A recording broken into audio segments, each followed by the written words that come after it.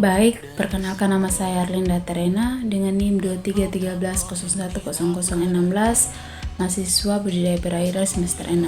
Di sini saya akan menjelaskan sedikit materi terkait dengan rancangan percobaan di pertemuan kedua, di mana di pertemuan kedua belajar tentang data, di mana data adalah sekumpulan fakta, angka atau informasi mentah yang dikumpulkan dari suatu objek peristiwa atau hasil dari pengamatan untuk dianalisis lebih lanjut.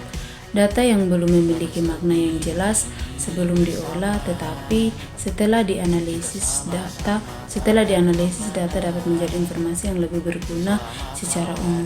Data dibagi menjadi dua, di mana yang pertama ada data kualitatif, yaitu data yang berbentuk kategori atau deskripsi, misalnya warna air, jenis ikan, kondisi ikan. Sedangkan data kuantitatif yaitu data yang berbentuk angka dan dapat dihitung, misalnya berat ikan 200 gram dan suhu air 28 derajat Celcius.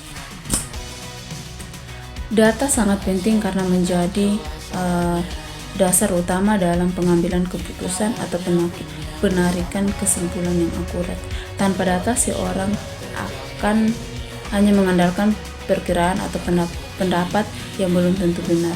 Dalam penelitian, data yang digunakan untuk membuktikan suatu hipotesis, mengevaluasi hasil percobaan serta memastikan bahwa kesimpulan yang diambil bersifat objektif dan ilmiah.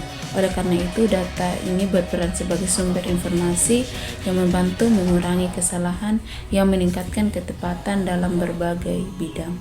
Berikut kita belajar tentang statistik, adalah ilmu yang mempelajari cara mengumpulkan, mengelola, menganalisis, serta menafsirkan dan menyajikan data sehingga dapat digunakan untuk menarik kesimpulan atau membuat keputusan yang tepat. Yang berikut kita belajar tentang beberapa metode statistik. Yang pertama ada koleksi data, organisir data, merapikan data, dan analisis data. Yang pertama, koleksi data. Koleksi data adalah proses mengumpulkan informasi dari berbagai sumber sesuai dengan tujuan penelitian. Data dapat diperoleh melalui observasi pengamatan langsung seperti wawancara, kuesioner, dokumentasi, atau eksperimen. Tahap ini sangat penting karena kualitas hasil penelitian tergantung pada ketepatan dan keakuratan data yang dikumpulkan. Yang kedua, organisir data adalah proses menyusun atau mengelompokkan data agar lebih terstruktur dan mudah dipahami. Biasanya data disusun dalam bentuk tabel grafik atau kategori tertentu sehingga mempermudahkan dalam membaca dan melihat pola yang muncul. Yang ketiga, merapikan data atau cleaning data, di mana data ini menerapkan atau memeriksa kembali data yang telah dikumpulkan untuk memastikan tidak ada kesalahan dalam pencatatan data ganda atau data yang tidak lengkap. Pada tahap ini dilakukan perbaikan atau penghapusan data yang tidak valid agar hasil analisis menjadi lebih akurat.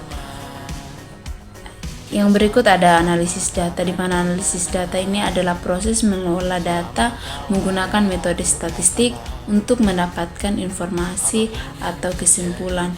Contohnya menghitung rata-rata, presentasi, uji hipotesis, atau analisis varias ANOVA. Statistik dibagi menjadi dua. Yang pertama ada statistik deskriptif, yaitu statistik yang digunakan untuk menggambarkan atau merangkum data, misalnya rata-rata, median, tabel, dan graf. Sedangkan data statistik inferensial yaitu statistik yang digunakan untuk menarik kesimpulan dari sampel ke populasi, biasanya melalui uji hipotesis atau analisis seperti ANOVA. Berikut kita belajar tentang eksperimental, di mana eksperimental adalah suatu metode penelitian yang dilakukan dengan cara memberikan perlakuan tertentu terhadap suatu objek atau subjek penelitian yang kemudian mengamati pengaruh atau perubahan yang terjadi akibat perlakuan tersebut. Eksperimental ini bukan bagian dari statistik karena eksperimental adalah metode penelitian, sedangkan statistik adalah ilmu yang ilmu atau alat yang digunakan untuk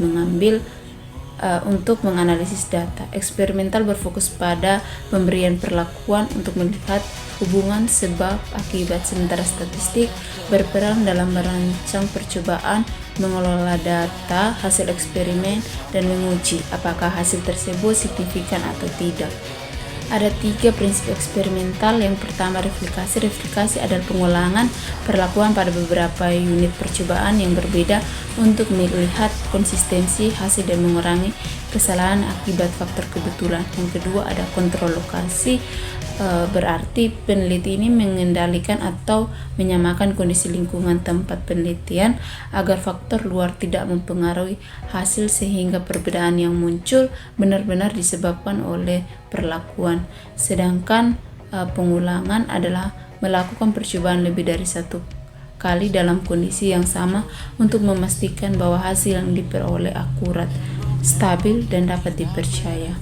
Yang berikut ada 3 tipe metode rencana percobaan, di mana yang pertama ada faktor RD atau rancangan acak lengkap, di mana faktor ini adalah metode percobaan di mana semua perlakuan diberikan secara acak penuh kepada seluruh unit percobaan tanpa pengelompokan. Yang kedua ada faktor randomized complete atau sistem blok rancangan acak kelompok. RCBD ini adalah rancangan percobaan yang menggunakan pengelompokan atau blok untuk mengatasi kondisi lingkungan yang tidak seragam. Unit percobaan dibagi menjadi beberapa kelompok berdasarkan kesamaan kondisi, misalnya perbedaan lokasi, ukuran, atau waktu. Kemudian perlakuan diacak di dalam setiap blok. Tujuannya untuk mengurangi pengaruh variasi lingkungan terhadap hasil penelitian. Yang terakhir, faktor faktorial desain atau rancangan. Rancangan faktorial adalah metode percobaan yang melibatkan 2 atau lebih faktor yang diuji secara bersamaan dalam satu percobaan. Setiap kombinasi faktor dicobakan sehingga peneliti dapat mengetahui pengaruh masing-masing faktor tersebut. Sekian materi yang saya bisa jelaskan atau yang saya pahami. Terima kasih.